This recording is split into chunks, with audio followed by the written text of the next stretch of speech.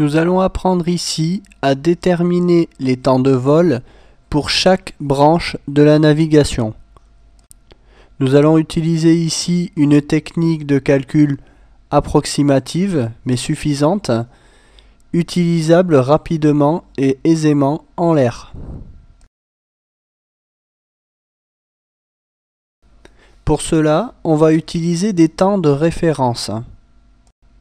À 450 nœuds, on sait qu'on parcourt 10 nautiques en 1 minute 20, ou également 5 nautiques en 40 secondes. À partir de ces deux temps de référence, on va pouvoir calculer plus facilement nos temps de vol. On va d'abord voir notre première branche de navigation. Entre le waypoint 2 et le waypoint 3, notre distance est de 84,4 nautiques. Elle est indiquée ici, au milieu de la branche de navigation sur la carte. Maintenant que l'on a notre distance, on va pouvoir calculer rapidement notre temps de vol sur cette branche. On a donc pratiquement 90 nautiques sur notre branche de navigation, soit 9 fois 1 minute 20 nous donne 10 minutes 40, auquel je vais enlever 10 secondes, puisqu'il s'agit d'un petit peu moins de 90 nautiques, ce qui nous donne un temps de 10 minutes 30 secondes. On mettra donc un temps d'environ 10 minutes 30 secondes entre le waypoint 2 et le waypoint 3.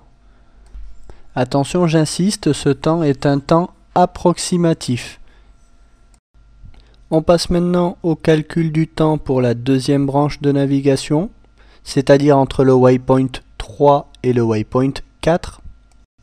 On a donc une distance de 52,8 nautiques.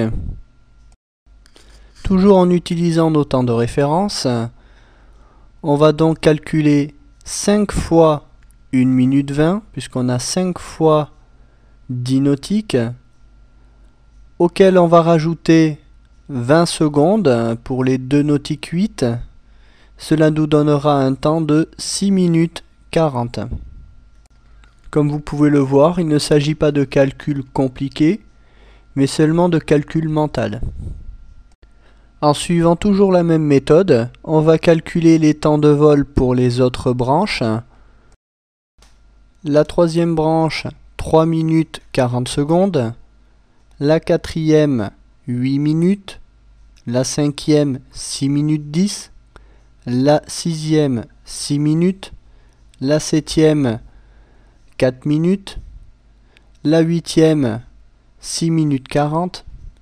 La neuvième, 5 minutes 20. Et enfin la dernière, 4 minutes 20. Comme vous avez pu le voir, nous n'avons pas pris en compte les branches comprises entre le waypoint 1 et le waypoint 2, ainsi que la toute dernière branche entre le waypoint 12 et la base.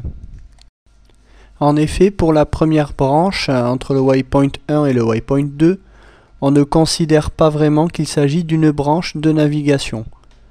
La navigation débute réellement au point 2. C'est au waypoint 2 que l'on débutera la navigation et qu'on enclenchera le chrono. Entre le waypoint 1 et le waypoint 2, on effectuera donc le décollage et la phase d'accélération en vue d'atteindre 450 nœuds au waypoint 2 pour débuter la navigation avec la bonne vitesse et la bonne altitude. De même pour la toute dernière branche, après le waypoint 12, le waypoint 12 est en fait la fin de notre navigation.